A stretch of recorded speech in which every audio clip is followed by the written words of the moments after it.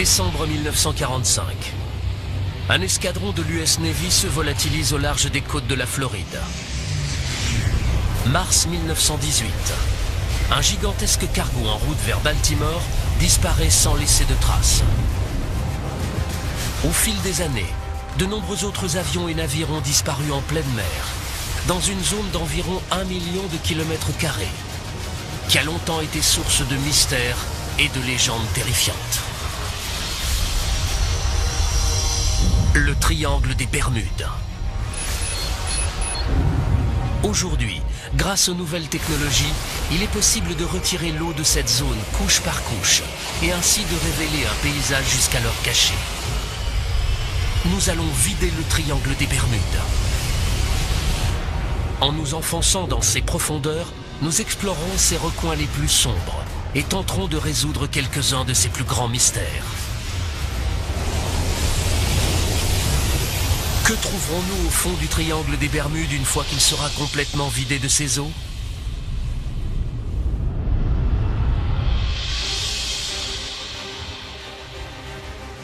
Les Bermudes, un archipel situé à près de 1000 km de la côte est des États-Unis. Pendant des siècles, elles ont servi de mouillage aux navires de l'Atlantique, mais les eaux de l'archipel constituent une menace mortelle. Les Bermudes sont très attractives, mais également très dangereuses pour les marins qui n'ont jamais navigué dans ces eaux. Le seul nom de Bermudes suffisait à faire naître la peur dans le cœur des marins. L'archipel finit par être surnommé l'île des démons. Le paradoxe de cet archipel paradisiaque, c'est que pendant ces 2-3 premiers siècles, c'était littéralement un cimetière de bateaux. En tant que gardien des épaves historiques des Bermudes, Philippe Rouja est chargé de suivre et de surveiller les navires qui reposent au fond de la mer. Il y a de quoi faire, car ces eaux en abriteraient jusqu'à 300.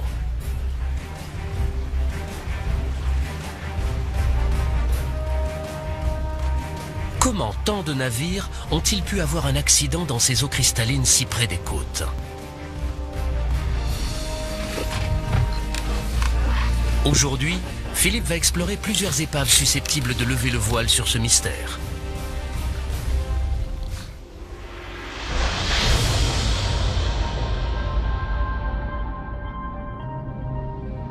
Tout d'abord, la Marie Céleste, un bateau à vapeur à coque en fer qui transportait des vivres et des munitions pendant la guerre de sécession.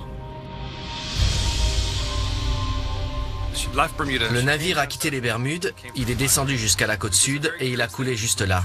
C'est très curieux parce que ce n'est vraiment qu'à 800 mètres du rivage. En plus, ce jour-là, la mer était plate et calme. Tout cela est très intriguant, on essaie de comprendre comment ça a pu arriver.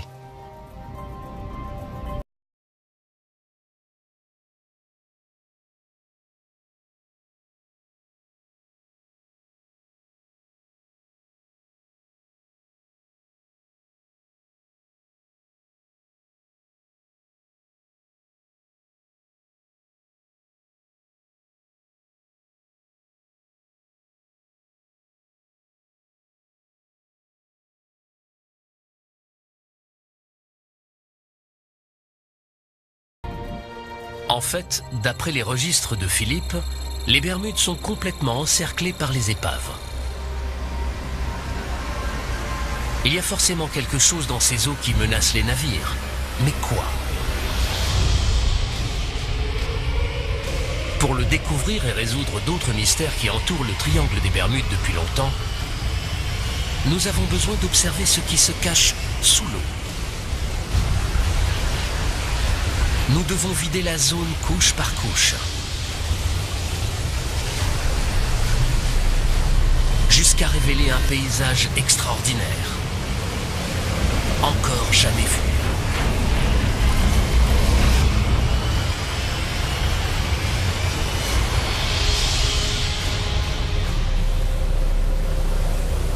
Observer les profondeurs des Bermudes n'est possible que grâce à une technologie en évolution rapide connue sous le nom de cartographie par sonar. Le sonar envoie des ondes sonores en direction du plancher océanique. Le signal retour donne la forme et la profondeur du terrain situé en dessous. Et c'est cette technologie qui va peut-être nous permettre de comprendre pourquoi des centaines de navires ont coulé tout autour de l'île. Bonjour Nick, ça va? Très bien, et toi? Le géologue Nick Hutchings est un chercheur d'or des temps modernes. Aujourd'hui, il se sert de la cartographie par sonar pour tenter de repérer des formations sous-marines spécifiques à proximité de certaines des épaves des Bermudes. Je recherche des dépôts minéraux qui peuvent prendre la forme de cheminées hydrothermales, également appelées fumeurs noirs.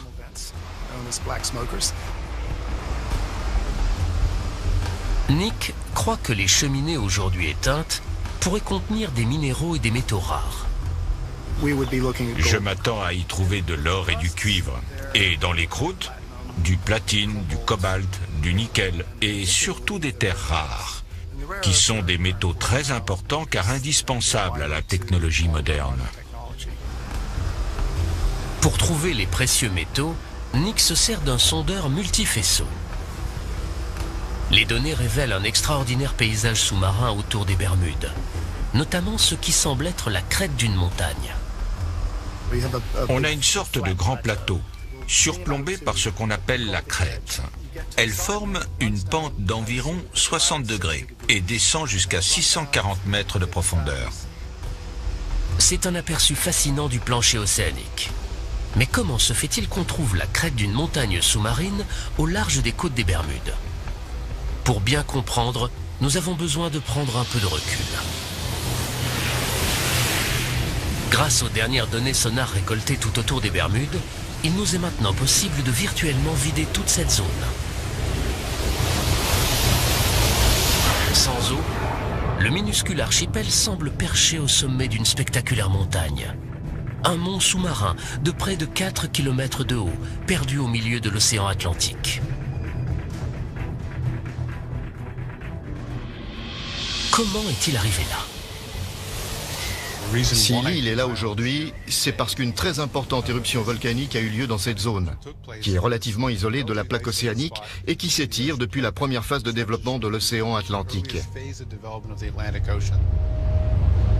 En plusieurs millions d'années, le volcan est devenu de plus en plus grand, jusqu'à dépasser de la surface de l'eau. Le volcan est entré en éruption, formant une gigantesque île volcanique qui s'élèverait près d'1 kilomètre au-dessus du niveau actuel de la mer. Le volcan s'est éteint il y a 30 millions d'années. Après ça, balayé par les vents et la pluie, la montagne s'est affaissée jusqu'à devenir un plateau. Puis, à la fin de la période glaciaire, les Bermudes ont été presque entièrement recouvertes par la montée des eaux, à l'exception d'un petit archipel.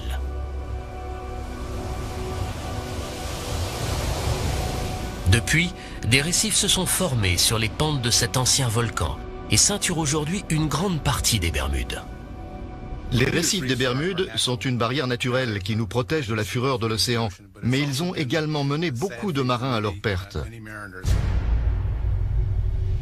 Ces récifs sont potentiellement mortels pour les navigateurs. Mais la vraie menace, c'est ce qui vit dessus. Ces formations sont surnommées boilers ou brisants. Les brisants sont composés d'un certain type d'algues rocheuses et de millions de coquilles de minuscules mollusques. Ensemble, elles forment une structure calcaire incroyablement dure, pouvant atteindre 10 mètres de haut et dépasser de la surface de l'eau à marée basse.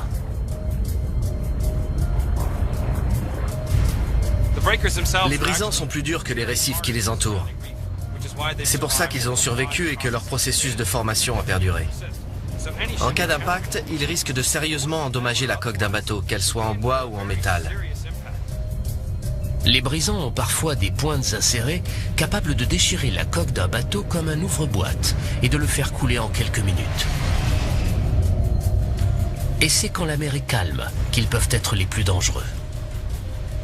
L'ironie du sort, c'est que les brisants sont plus visibles lorsqu'il y a des vagues et de la houle. Donc en fait, c'est quand la mer est plate et calme qu'ils sont le plus dangereux parce qu'on ne les voit pas du tout. Les brisants sont responsables du naufrage de nombreuses épaves des Bermudes, dont celle de la Marie Céleste. Cette menace cachée entoure l'archipel, héritage mortel de son passé volcanique. Vider le triangle des Bermudes a permis d'expliquer la présence de centaines d'épaves.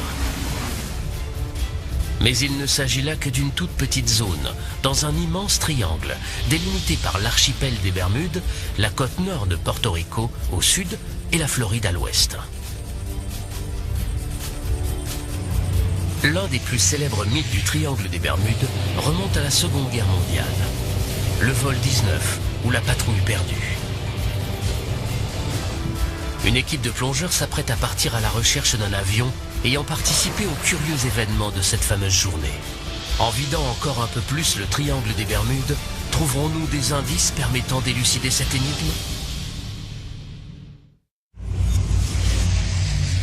Le 5 décembre 1945, 5 torpilleurs TBF Avenger de l'US Navy quittent la base aéronavale de Fort Lauderdale en Floride. Cette opération a pour nom de code Vol 19. C'est un vol d'entraînement de routine le long de la côte atlantique. Aux commandes, le lieutenant Charles Taylor, pilote chevronné. Il a dirigé des dizaines de missions d'entraînement, mais ne connaît pas cette partie de la côte.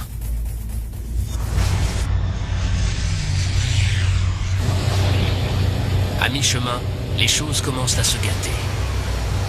Le lieutenant Taylor signale un problème avec ses instruments de navigation. La météo se dégrade très vite. Et bientôt, ils sont définitivement perdus. Un Martin PBM-5 Mariner part en mission de sauvetage pour tenter de localiser la patrouille et guider les pilotes jusqu'à la base. Le Mariner envoie un message de routine avant de disparaître à son tour.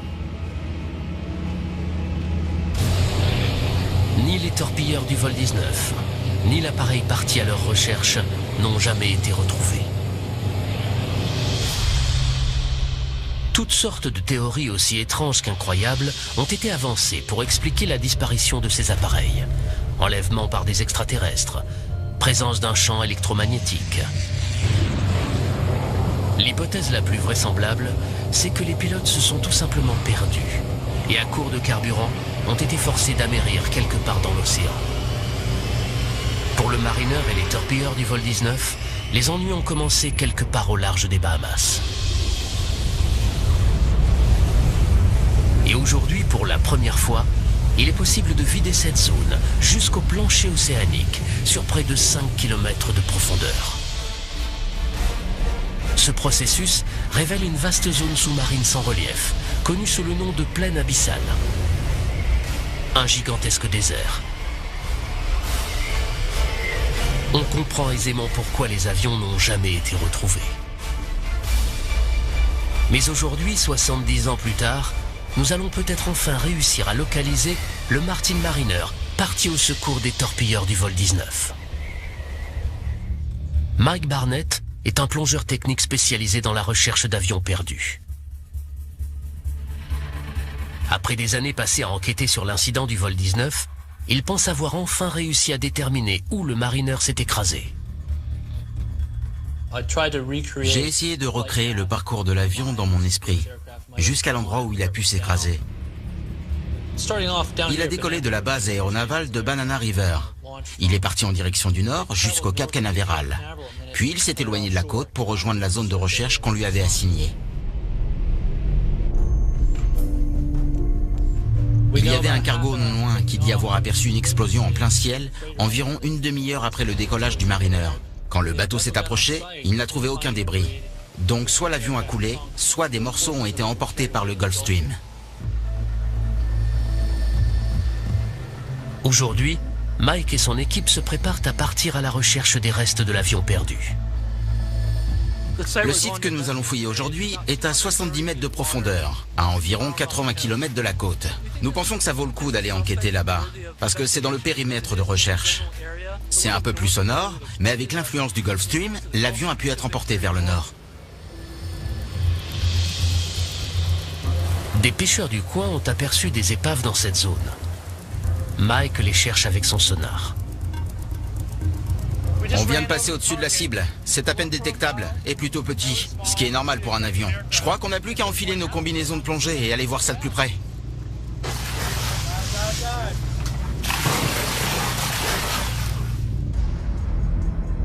La cible est à plus de 65 mètres de profondeur.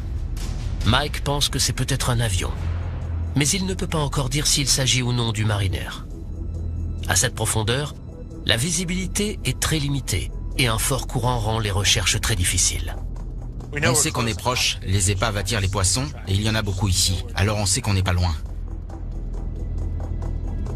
Soudain, les plongeurs aperçoivent quelque chose dans la pénombre. C'est le train avant de l'appareil. Et juste à 2 pas, ils découvrent le fuselage rouillé d'un gros avion. Ce site est très intéressant, car il contient beaucoup de structures intactes. Avec le temps, il ne reste des avions que des morceaux éparpillés sur les fonds marins. Alors c'est assez spectaculaire. Pourrait-il s'agir de l'épave du Mariner ?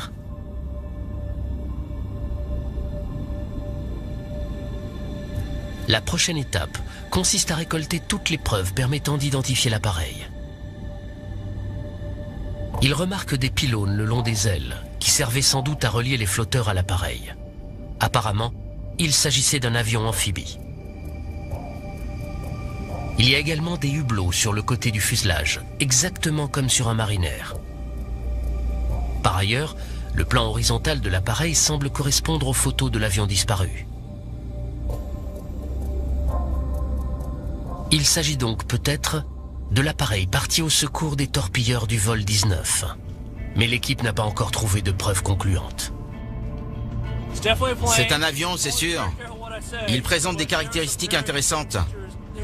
Il y a beaucoup d'éléments que l'on s'attendrait à retrouver sur un avion de sauvetage. Je vais rentrer et observer les photos et les vidéos. Je suis très excité. Tout cela mérite une enquête plus approfondie.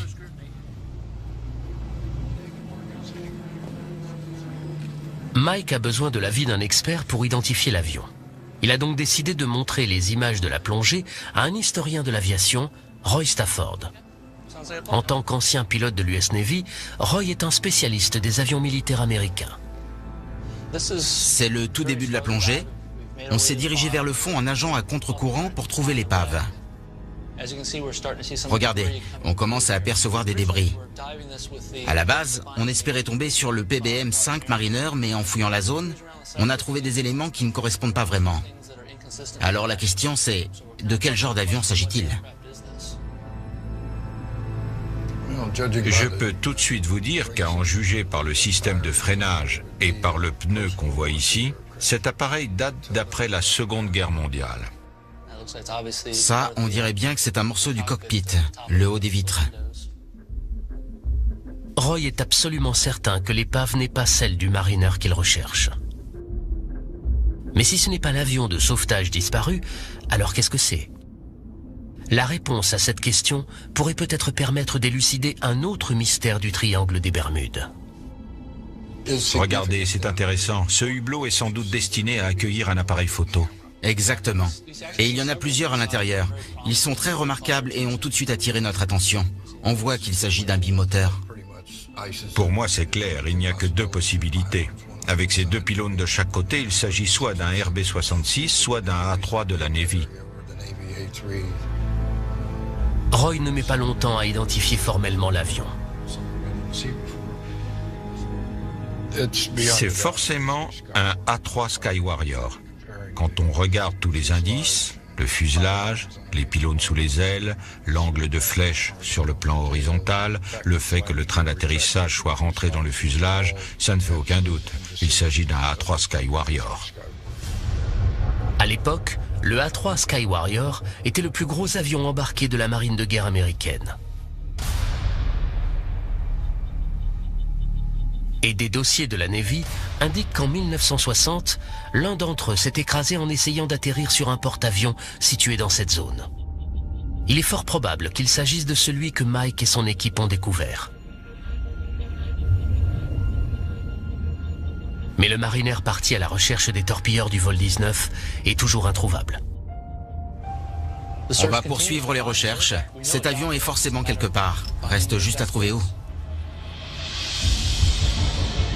Si nous vidions l'immense plaine abyssale qui entoure les Bahamas, nous réussirions certainement à localiser la patrouille perdue.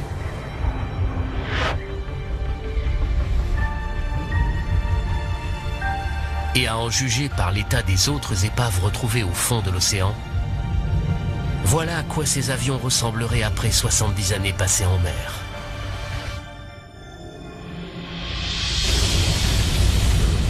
En vidant encore davantage le triangle des Bermudes et en nous enfonçant dans ses profondeurs, nous rencontrons un autre phénomène étrange. Dans les Bahamas, il existe de vieilles légendes à propos de monstres marins qui vivaient cachés dans de profondes grottes sous-marines. Des bêtes qui dévoreraient les hommes et les navires. Mais aujourd'hui, la science nous permet de découvrir l'incroyable vérité qui se cache derrière ces mythes.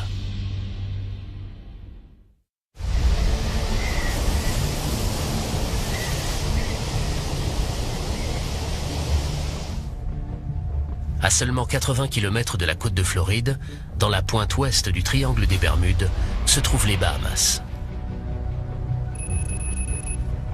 Un archipel composé de plus de 700 îles.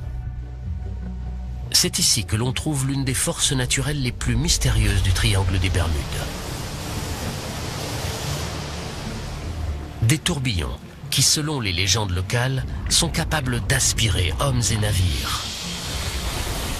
En vidant le triangle des Bermudes sur près de 5 km, nous découvrons un paysage à couper le souffle. Les Bahamas reposent sur un immense plateau calcaire qui s'élève depuis le plancher océanique.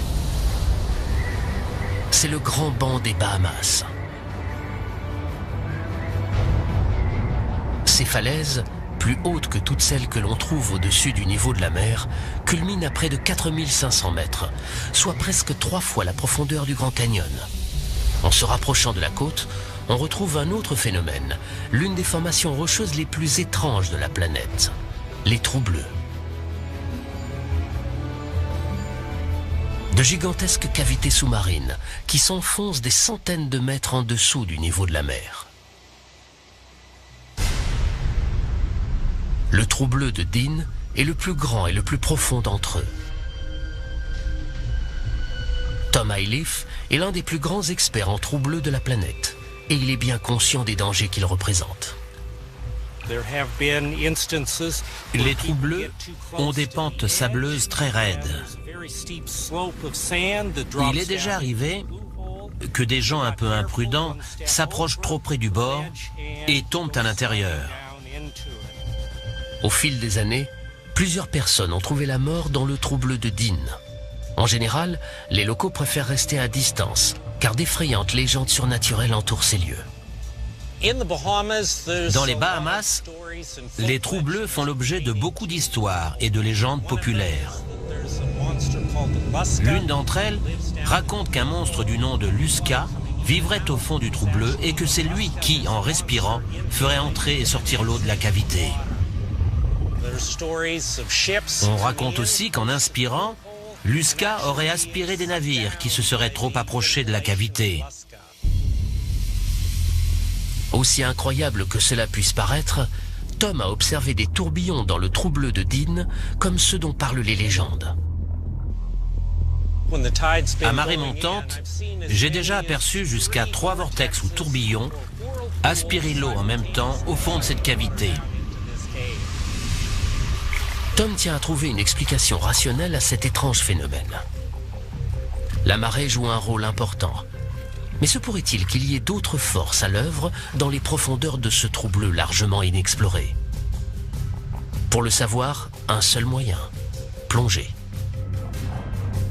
Tom a beau explorer les trous bleus des Bahamas depuis plus de 20 ans, il est toujours aussi émerveillé qu'au premier jour.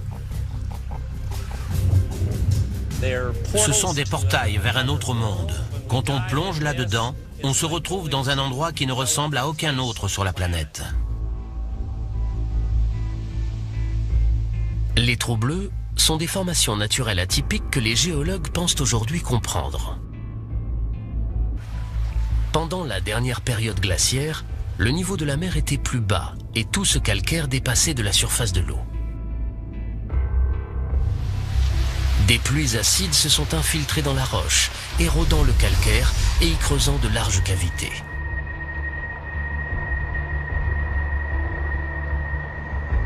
Le plafond de ces cavités a fini par s'effondrer, créant ces fameux trous bleus en forme de bouteille. À la fin de la période glaciaire, ces gouffres ont été entièrement submergés par la montée des eaux.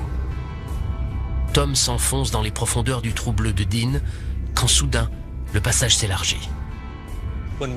À environ 20 mètres de profondeur, la chambre fait une cinquantaine de mètres de diamètre. Quand on descend 10 mètres plus bas, la cavité s'ouvre à nouveau et double de taille. De 50 mètres, on passe à une centaine de mètres de diamètre.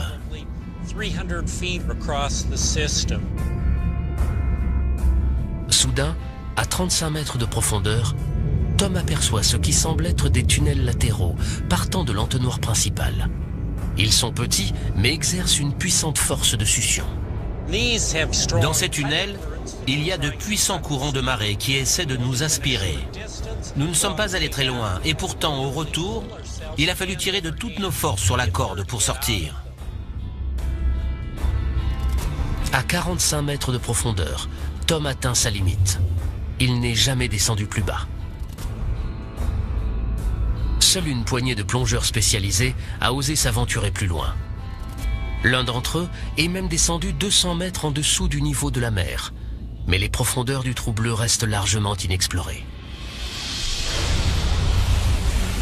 Nous savons qu'en vidant le trou bleu de Dean, nous révélerions non seulement la cavité en forme de bouteille, mais également un réseau de tunnels et de fissures qui s'enfoncent dans les profondeurs. Ce sont les flux d'eau qui entrent et sortent de ces tunnels qui génèrent les tourbillons, et non pas un monstre marin mythique. Sans eau, le trou bleu de Dean est une structure géologique certes terrifiante, mais entièrement naturelle.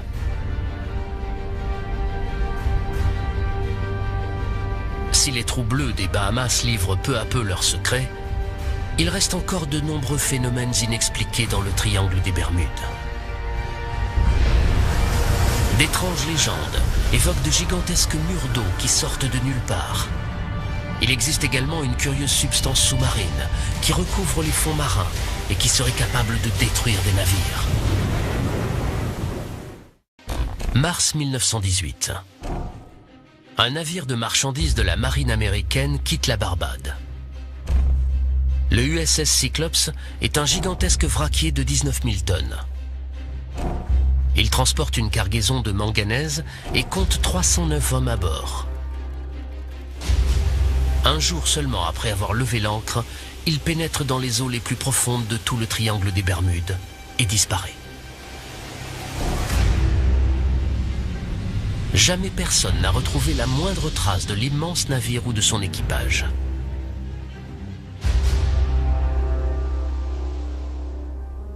Pour Marvin Barash, cette histoire est une tragédie personnelle.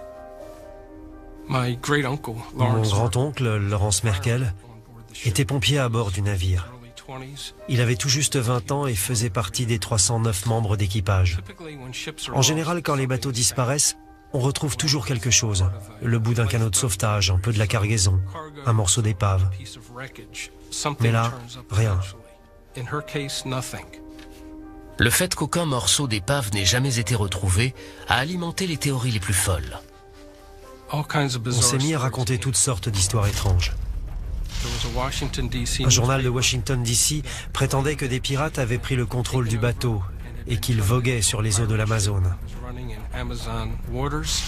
D'autres disaient qu'il était tombé aux mains d'un sous-marin allemand. On a également parlé de monstres marins, de pieuvres géantes. Il y avait même des images dans plusieurs journaux du pays. Marvin a passé toute sa vie à tenter de découvrir ce qui était réellement arrivé au Cyclops. Il a passé au peigne fin tous les documents et toutes les archives liées au navire. Après des décennies de recherches minutieuses, il pense enfin avoir réussi à identifier un défaut de conception fatale. C'était à l'époque le plus grand et le plus rapide de tous les navires en circulation de la marine américaine. C'était un bateau à fond plat, sujet à un roulis important. Un jour, il s'est mis à tanguer d'une 50aine de degrés d'un côté, puis d'une 50aine de degrés de l'autre. Après ça, beaucoup de navires auraient eu du mal à retrouver l'équilibre, ce qui les aurait menés droit à la catastrophe. Étant Étant donné que le bateau était très enclin au tangage, se pourrait-il que quelque chose ait pu le faire chavirer? Quelque chose d'extraordinaire? Pendant des siècles, les vagues scélérates ont alimenté de nombreuses histoires de marins. De gigantesques murs d'eau sortis de nulle part, engloutissant tous les navires sur leur passage. Pendant plusieurs centaines d'années, nombreux sont ceux qui considéraient les vagues scélérates comme des légendes. Des marins revenaient au port en disant qu'ils avaient vu ces fameuses vagues et qu'ils y avaient survécu. Selon le docteur Simon Boxall, ces vieilles légendes de vieux loups de mer ne peuvent plus être ignorées. Grâce aux satellites, on peut observer la planète entière en quelques jours. Au cours des 20 dernières années, nous avons détecté et mesuré des vagues scélérates qui, dans certains cas, faisaient plus de 30 mètres de haut. Donc elles existent. Ces vagues géantes ont même parfois été filmées.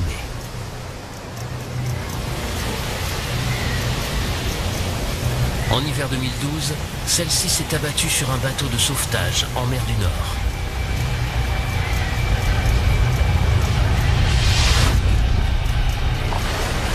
Étant donné les conditions météorologiques extrêmes dans le triangle des Bermudes, des vagues scélérates d'une telle envergure pourraient-elles s'y former? On a l'Atlantique Nord, les tempêtes équatoriales, les fréquents ouragans, les orages qui arrivent du golfe du Mexique. Tous ces éléments combinés créent une mer très instable et agitée avec des vagues scélérates. Les eaux agitées du triangle des Bermudes ont-elles produit une vague scélérate assez grande pour couler le Cyclops?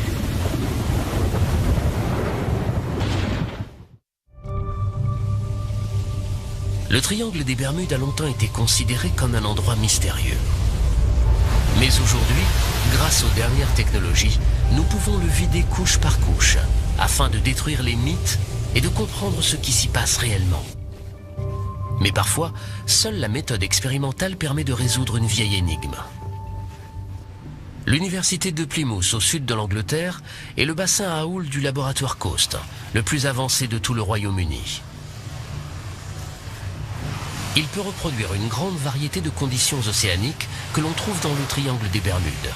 Ici, les scientifiques prennent la notion de vague scélérate très au sérieux. Essayons de reproduire une vague de 16 mètres. Aujourd'hui, les océanographes font une expérience pour déterminer si une vague scélérate aurait pu couler un bateau aussi grand que le Cyclops disparu.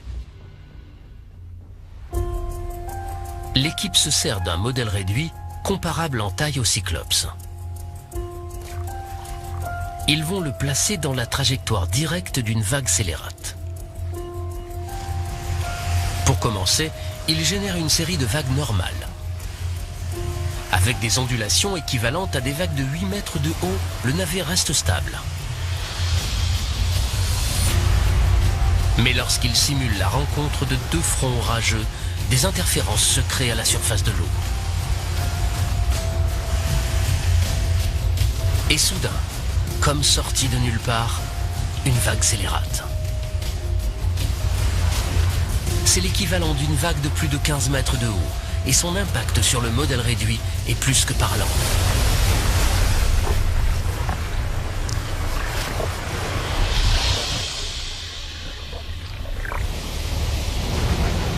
Cela prouve bien qu'en théorie, une vague scélérate aurait très bien pu couler le Cyclops.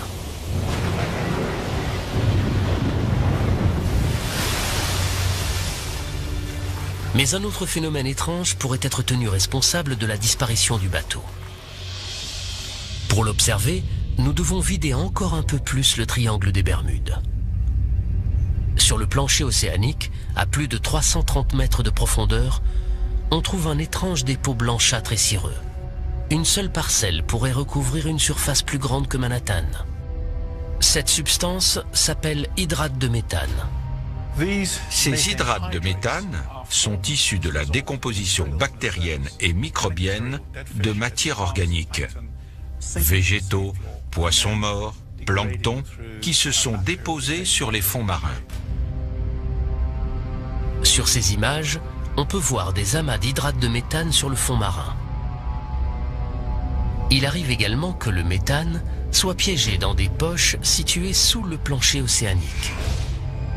En 1981, en mer de Chine méridionale, un navire de forage a touché une poche de gaz peu profonde, libérant ainsi le méthane contenu à l'intérieur. En remontant à la surface, le gaz a déséquilibré le bateau, qui a fini par chavirer, puis par couler.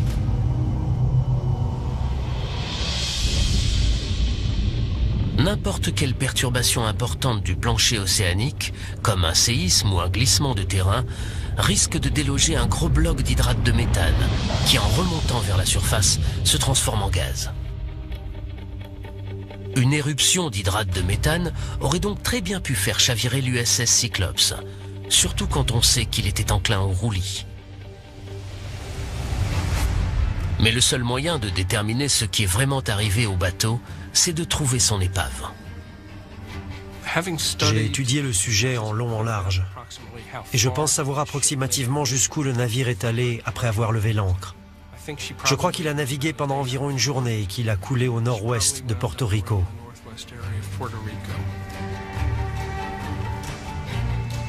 Marvin espère que l'on arrivera un jour à localiser l'épave. Trouver la dernière demeure du Cyclope, de mon grand-oncle et de tous ceux qui ont servi à ses côtés représenterait énormément pour moi. Mais si les calculs de Marvin sont exacts, le navire ne sera pas facile à retrouver. En vidant la zone, on découvre une fosse qui s'enfonce jusqu'à 8 km en dessous du niveau de la mer. La fosse de Porto Rico. C'est le point le plus profond du triangle des Bermudes, et même de tout l'océan Atlantique.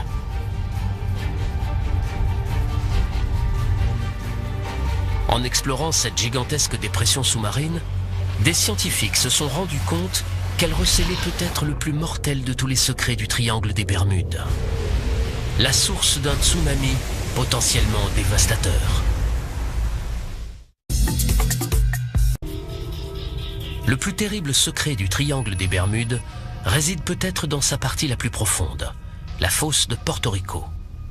Aussi, les scientifiques se pressent pour explorer ces régions sous-marines pratiquement inaccessibles. Ici, dans les laboratoires de la télédétection de la National Geographic Society, on a mis au point une toute nouvelle technologie pour filmer le fond de l'océan. Son nom, la Dropcam. Parfait, on peut y aller. Après des années de développement, l'ingénieur en chef Eric Berkenpass a enfin décidé de tester sa caméra dans l'océan, au large du Chili. L'appareil est non motorisé. C'est un poids qu'il entraîne au fond de l'eau. On était très anxieux quand on a jeté la Dropcam dans l'océan. Quand l'équipe a lâché la caméra au-dessus de la fosse de Porto Rico, il a fallu 1h30 à l'appareil pour parcourir les 8 km qui le séparaient du fond. Il est programmé pour passer quelques heures sur le plancher océanique, refaire surface et transmettre sa position.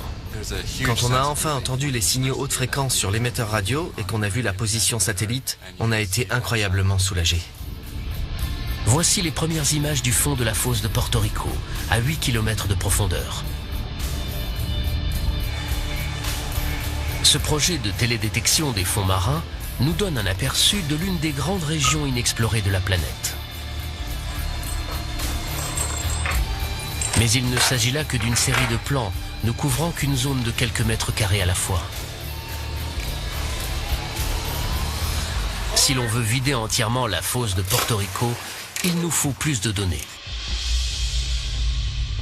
Yuri Tenbrink, scientifique à l'Institut d'études géologiques des États-Unis, tente d'établir une carte complète de la fosse. Et selon lui, il n'y a pas une minute à perdre.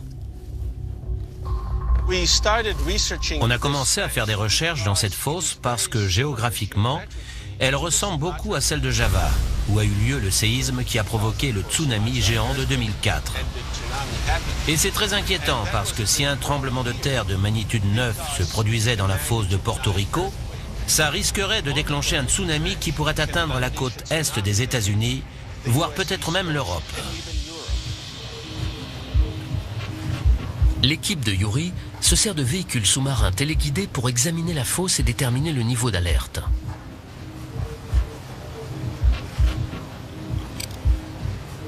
Les véhicules envoient des ondes sonores afin d'obtenir une lecture du terrain aussi précise que possible. La cartographie 3D révèle les parois abruptes d'immenses canyons sous-marins. Dans certains rifts et vallées, les parois atteignent parfois près d'1 kilomètre de haut.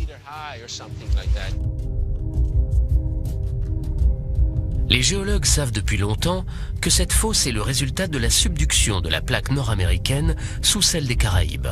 Mais ce que les nouvelles données suggèrent, c'est que ce terrain pourrait être propice aux avalanches sous-marines.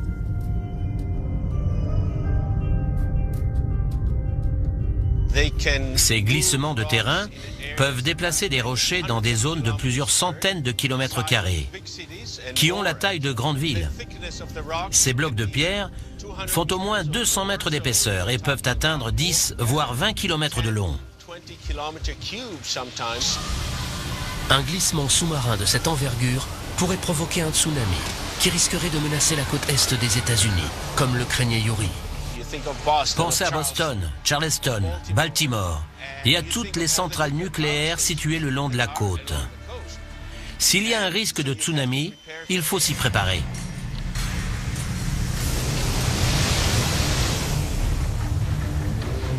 Depuis le désastre de Fukushima en 2011, on connaît les terribles conséquences d'une centrale nucléaire mal protégée.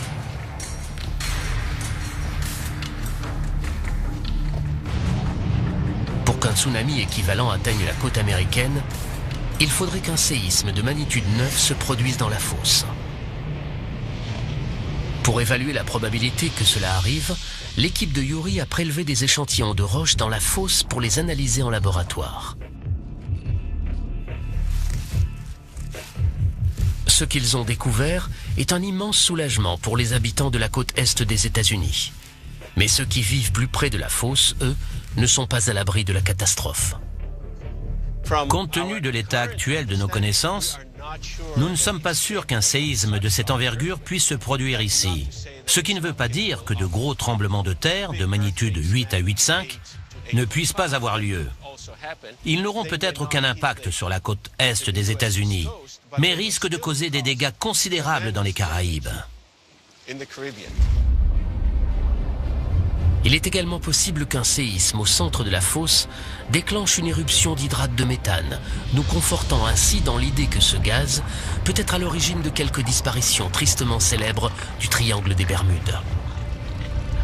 Les données récoltées par Yuri nous permettent de vider la fosse de Porto Rico sur près de 800 km. Étant donné sa taille et sa profondeur abyssale, on comprend mieux pourquoi certains navires et avions n'ont jamais été retrouvés.